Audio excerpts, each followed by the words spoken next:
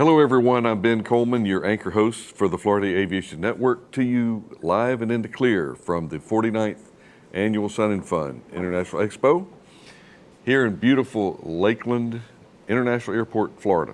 And you know, we have always compelling guests and friends in this regard.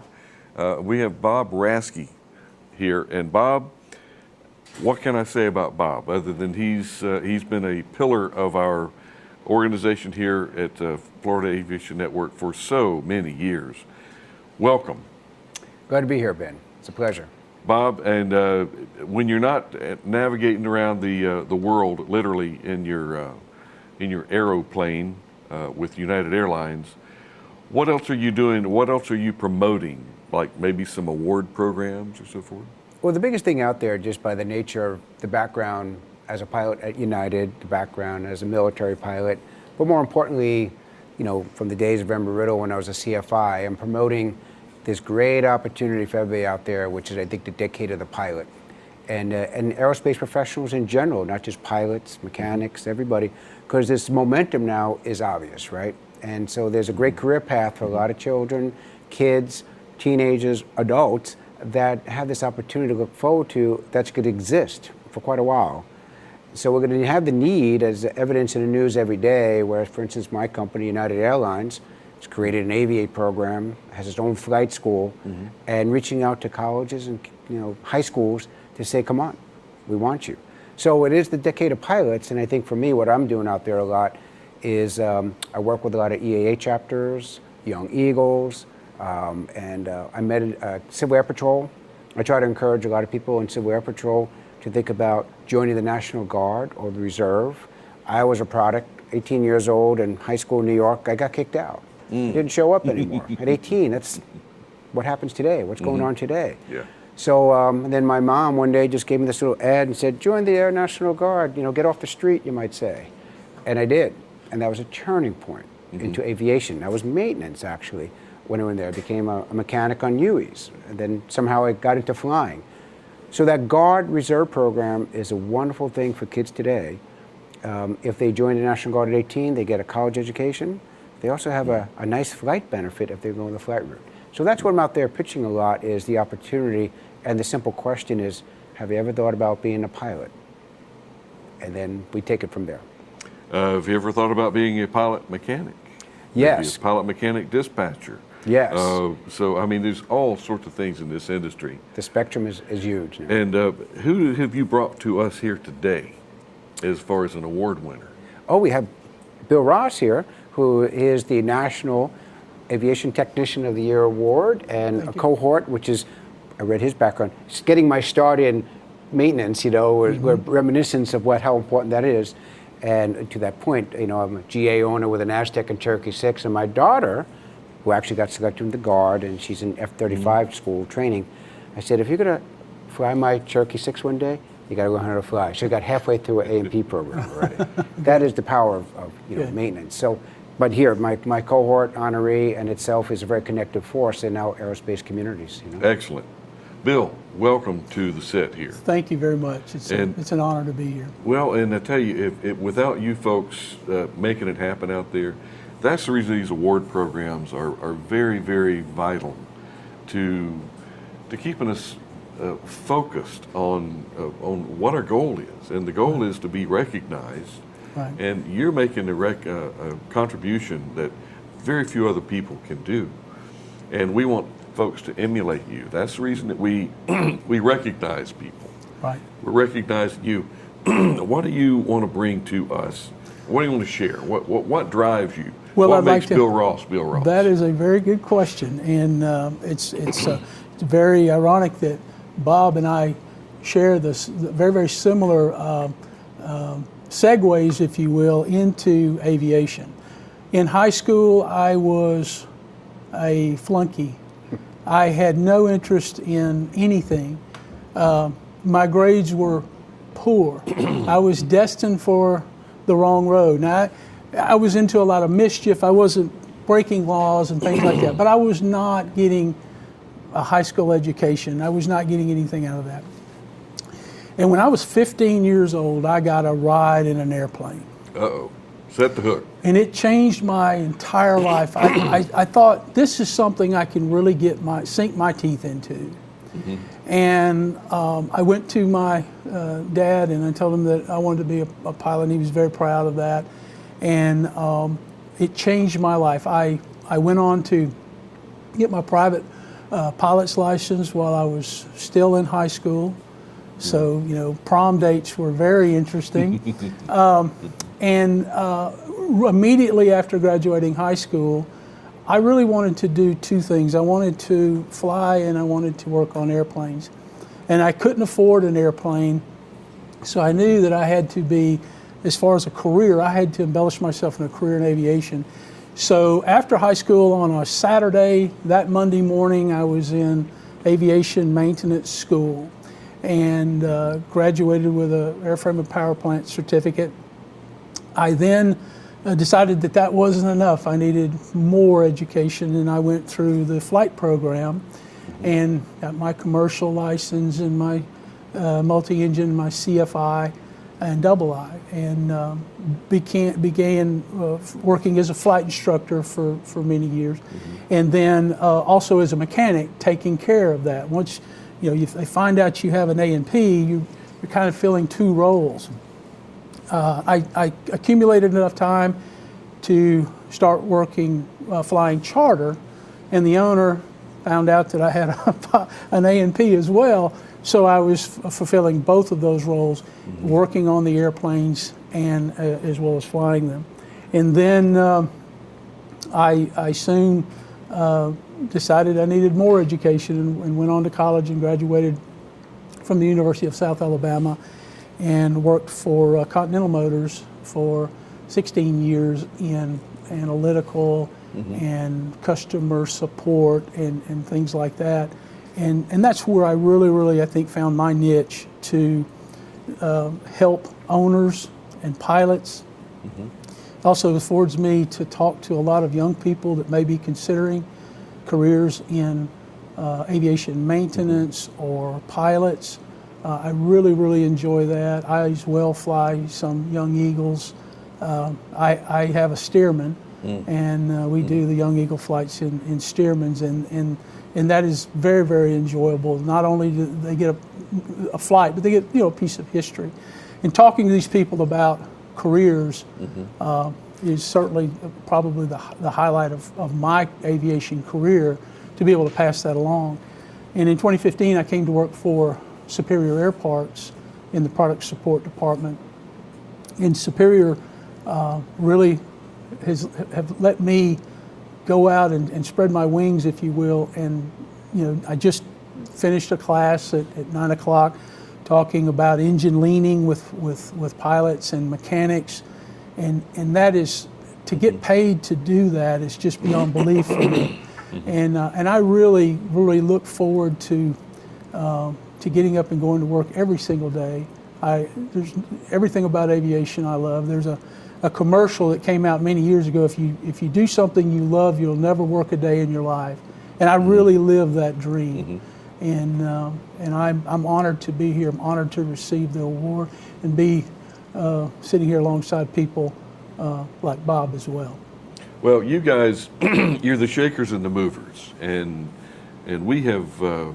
It's time for people to be shaken up a little bit, and we got to move a lot. So, pilots, mechanics, we're in a very strong push, if you will, and that's why it's so important to have folks on the other side that's going to be watching this video, or that's watching it live now, of saying, well, these guys can do it, why can't I? Well, you can, and if you want to, you will. But you guys, like you say, you were not the misfits, but you probably weren't going to make it, or you're going to wind up in jail at the time. Maybe. I agree with that. And I have a very similar story, but I won't get into that now. But it is interesting to see that it's a certain personality trait of people that really dig in and want to get stuff done. And I don't know of any kids out there that don't have the same trait. It's just we got to learn how to tap into it. I took a little 4-year-old girl on her first airplane adventure, 4 years old in our neighborhood, and it set the hook at that age. So, you know, you really can't put a limit on it as far as under or over. Now, granted, it would be nice if she was able to reach the rudder pedals, but she'll get there. What's your next step, Bob? Then this is you're not over. You're just getting started. You're young. Right. What are you going to be doing next? I like the way you said that. No, I continue with my career at Superior Air Parts. We authored a book a few years ago on Engine Management 101 that was written for both mechanics and pilots. That was written in the spirit to dispel a lot of the myths that are out there regarding how to operate your engine, how to care for your aircraft engine. Be kind to your engine. Be kind to your engine, yeah, but don't be too kind. You know that you There's do times. damage. You know, but operate it, and all of that predicated on good, sound engineering data, not opinion. And I've been pushed to, hey, we really ought to do volume 2. The book, we never sold it. It was never for sale. It's free of charge. You can go to our website, superiorparts.com, Engine Management 101, and you can get that free of charge. We've never charged for it. We feel it's that important to get that good information out there. Well, and that's what I call priceless. I mean, it's not free; it's priceless. Right. And Bob, I know you've been so busy. You've got, and things are kind of rearranging in your life. You and Karen now. What's your next pinnacle? What are you doing next? For me, I think the next thing is expanding a little bit more in development, pathways for a lot of the military folks transitioning. So I do that a lot when people get out, and in the past year, you know, they're transitioning from military world to civilian world. So I try to engage a lot of them more into like intro to GA, you know, take them up and work them, get their CFI ratings and whatever else they don't have, because usually they'll have up to commercial, but they might have a flight instructor rating. So that's a big thing right now, is transitioning folks. And that's for a good benefit for the community because they bring a lot to the table. They just need that transition fix. And then secondary, I think, is really promoting more of the Guard Reserve program in the talks that I do. Like my daughter, who, you know, she said no to being a pilot, and next thing she knows, she's, you know, got selected by Montgomery, Alabama as their first F-35 pilot, in the female version. But, you know, so that's encouraging to me because that's always a great pathway. And the key for that, me, is to reach down into the high schools more. So I'm on, with Mark Baker's, there's a steering program there, steering committee that for years developed the Aviation High School STEM education thing that was injected. And it started with 0 when our committee was formed. It's in over 300 high schools now. They have access to an aviation STEM curriculum funded and paid for by the Oprah Foundations and all the community members who support it, which is amazing. And so I'm trying to get more of the high schools injected into that with high school kids and try to reach them about that sophomore year. Because around that sophomore year, just with data, they start dropping off, you know, and, you know, it's junior year, senior. If they don't get a pathway and they kind of make the jump nowadays, like we made our jump at 18, but we had to like, whoa, what are we doing here? It's very important now today with the future of the economic society of the world. You have to have something that's going to work down the road and be available to you in an economic way. Aviation's that for now, which is good. It's like incredible. I mean, how much advertising in both worlds, you know? So I'm going into the high schools more and trying to bring them into the pathways, you know, with the, one of my things is the Guard Reserve. Other pathways is like the Aviate programs and other school programs that exist. It's kind of like this. If I met somebody out there and say, hey, have you ever want to be a pilot or a mechanic? And they go, I don't know if I can afford it. And I say, you know, not really. The world will wrap around you if you say I'm in. And you will find ways to get that because there are all these opportunities now, especially in aerospace. But we have to get that knowledge out there. Like today, some knowledge, you know, the events that we do, knowledge, you know, the GA Awards program is part of that, you know, that's the big thing. So I'm trying to get more, how'd you say, turn the wave at the high school level to get them funneled in. Well, Bob, without your dedication and folks like you, the industry is in a bind. And Bill, with your experience and expertise, and I'm serious about you being young. Anything under about 60 is young these days. So. Well, I'm still on the 5th floor, but I'm getting close to the 6th. Oh. and I do want to respond back to your comment about loving what you do. And I've never worked a day. And I can't think anything better than just puttering around a hangar, even if it's with a broom. I mean, I'm going to be at the airport doing something. And that's why it's encouraging. We used to call them the fence hangers. Remember the ones that would go up, hang up on the fence, watch the airplanes taxi by? I'm looking forward to finding more areas where you've got fence hangers. And remember the old man or old guy, get away from here, kid. Don't touch that. Well, we want to turn that up. Come here, kid. You want to see what this feels like? You know, the flight control surface, kid. And careful there, Steve. I heard a little comment from the back there. Where are we going to go from here? We've got the awards programs. They're pretty well ginned up, and they're not self-sufficient, because you need to start identifying who's going to take your position next year. And Bob, I mean, you're always scouting for talent, and I'm looking for talent. I've got a couple that I've gotten earmarked to get involved with this, but it's very, very important, and it's not self-promotion. And I'm encouraging people out there that if you have an interest, put your name in the hat. Put your name in the hat. Tell me a little bit about your steerman, Bill. You talk about our girlfriends and our fast cars, but tell me about your airplane. Well, it's a 1941 Stearman, and it's in Army Air Corps colors. Now, what does that tell the folks? Army Air Corps colors. Well, they may not know it's in colors. A lot of people don't know this, but when my airplane was manufactured, and cadets were training in that airplane, the United States did not have an Air Force at the time. They had an Army Air Corps.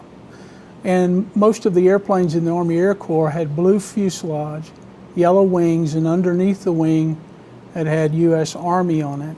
And then, of course, the stars on top of the wing. And my airplane is actually a very interesting airplane in that when it left Stearman Aircraft Company in April of 1941, it went to Cal Aero Academy in California, and it was used to train pilots, primary cadets for World War II. And in 1943, it came back to Alabama. You can probably tell I'm from Alabama by the accent. I didn't know. You didn't know that. It came back to Alabama and was actually a Tuskegee Airman trainer until the end of the war, in which it was sold for surplus. But most of its life stayed in the southeast United States, and I was lucky enough to be affiliated with the airplane around 1992. And its restoration, an older gentleman owned it at the time, and then I was lucky enough to be in the right place at the right time to purchase the airplane in 2007, and I've been the caretaker of it as well. And I look at that Stearman is very instrumental in assisting a lot of young people down a career path in aviation. I've had many kids that have ridden in it and expressed an interest to be a pilot or expressed an interest to be a mechanic, and they have, they come down, they help me change the oil and help me work on the airplane, and it's really, really fantastic to see that enthusiasm. And a friend of mine saw one of the youngsters that had been coming down to the airport. He'd send me a text, can I come to the airport and for Saturday? Absolutely. And my friend saw his work ethic and saw that he was really desired to go to school and become a mechanic, and he wanted to get his pilot's license. And my friend decided, I will sponsor that kid to get his pilot's license. So he's now starting that. He's got his medical, and he's going to, as soon as he graduates high school, go right into aviation maintenance school. Great. And that was all out of that first ride, just like me, Yeah. and getting hooked with that aviation bug. So getting them off the couch and eating potato chips, get them to the airport, get them sweeping a hangar floor. Wonder how many lower wingtip assemblies you've had on your airplane in its history. You kept track of them? Or ground loops? No, I don't. It's probably had a couple of ground loops in its life. We've been very, very fortunate with it that it hasn't, and I certainly give it the respect it's due as any airplane, but the Stearman even more. Can you explain to us that sensation when you're going down the runway and it starts to want to go on you, and no, not today, not today, not today. That's right. It can get out of sorts very, very quickly, and I've let other pilots fly it, and I've heard the comment, well, if you'd let me go just a little bit further, I think I'd be okay. And I'm like, no, Stearman, you can't let them do that, because I don't want to be repairing, the airplane. But it was a good trainer for World War II, because it had zero visibility. You're using your periphery and some of your senses to keep it straight down the runway. Once it's in the air, it's a nimble airplane to fly, and good visibility. But taking off and landing, not so much. But and it's a joy to work on. It's a very simplistic, overbuilt airplane, very rugged for training pilots for World War II. What engine do you have it? I have the 220 Continental. The old 220. Cool. That's great. I do.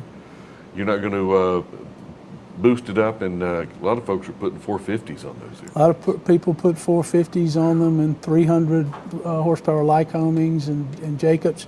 I am a purist, and I really like it, to be stock just the way it was. And it's enough power. It is. Some people say it's underpowered, but it's how you manage your energy. That's exactly right. Yeah. Tell us more. And I know, Mr. Raskey, you operate, you've got your little Air Force now, don't you? I do. I'm more in the 60s era, though. Okay. So, I've always been a big fan of the Twin Aztec. Yep. And the Cherokee 6 with a Piper line there. And those are two sweet spots to me. I have a C model, 67.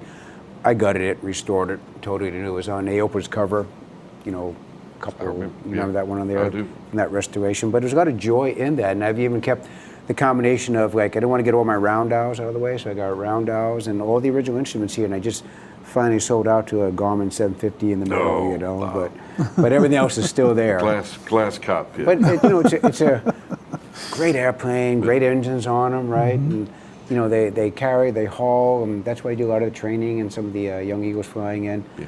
And the corollary to that is that Cherokee 6, which a fixed gear, of course, and non-fuel injected, which is even like that sweet spot of maintenance, right? And non-fuel injected fixed gear, and that's where I do a lot of the single engine flying and fun too in there. So that's my two favorites right there over time. Well, guys, we could sit here and talk airplanes all day, but I was just advised that we were over time.